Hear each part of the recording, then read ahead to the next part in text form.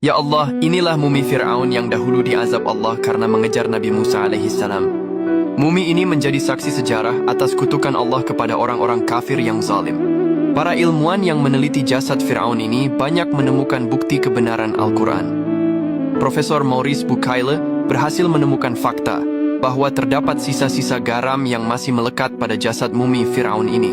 Perlu diketahui, dahulu jasad Fir'aun berhasil ditemukan dari laut dan kemudian dijadikan mumi dan diawetkan hingga sekarang.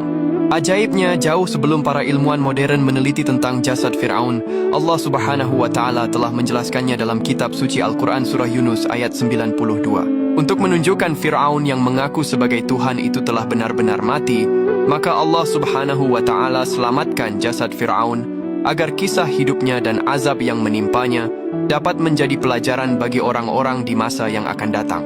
Dan terbukti, orang-orang di masa kini bisa melihat bukti jasad atau mumi Fir'aun yang masih utuh dan mengandung banyak sisa garam laut. Fir'aun adalah julukan terhadap penguasa di era Mesir kuno.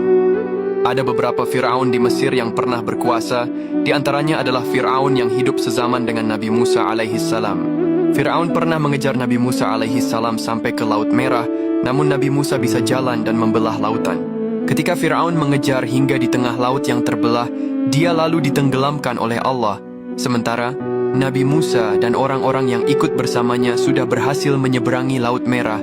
Fir'aun adalah raja yang dikenal dengan sosoknya yang kejam. Kisahnya diceritakan dalam Al-Quran tatkala berhadapan dengan Nabi Musa yang diutus kepadanya. Fir'aun bahkan mengaku bahwa dirinya Tuhan, sehingga seluruh rakyatnya harus tunduk padanya. Ia memperlakukan rakyat dengan kejam tanpa belas kasihan. Ia memeras pajak yang tinggi dan menjadikan kaum Bani Israel sebagai budak-budak kerajaan. Kekejaman Fir'aun juga diikuti dengan kesombongannya. Ia enggan bersyukur atas kemakmuran yang dianugerahkan Allah. Ia justru menjadikan Mesir sebagai negeri yang penuh dengan kemusyrikan. Fir'aun juga memisahkan rakyatnya menjadi beberapa bagian dan menindas bangsa Bani Israel yang berasal dari keturunan Nabi Yakub bin Ishak bin Ibrahim. Tak hanya sampai di situ, Fir'aun menjadikan bangsa Bani Israel sebagai budak dan pekerja kasar di bidang-bidang rendahan. Tidak sampai di situ saja, dia juga membunuh setiap anak laki-laki Bani Israel yang menurutnya akan mengancam kekuasaan dan meruntuhkan kerajaannya. Karena keburukannya itulah, Allah Subhanahu wa Ta'ala lantas mengazab Fir'aun dengan menenggelamkannya ke dasar lautan yang dalam. Inilah laut yang pernah dibelah Nabi Musa alaihissalam dan tempat di mana Fir'aun tenggelam. Laut ini namanya adalah Laut Merah. Menurut sejarah Islam, lokasi penyeberangan Nabi Musa itu berada di wilayah Nuwaiba, semenanjung Sinai, Mesir.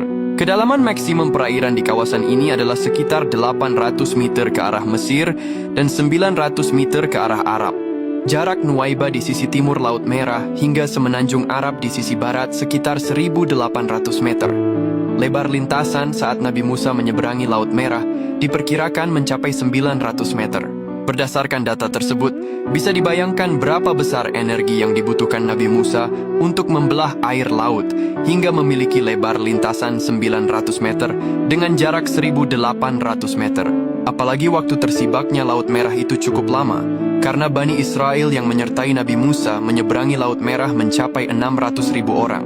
Menurut perhitungan fisika, jika pembelahan Laut Merah tersebut berlangsung 4 jam saja, maka dibutuhkan tekanan sebesar 2,8 juta Newton per meter persegi.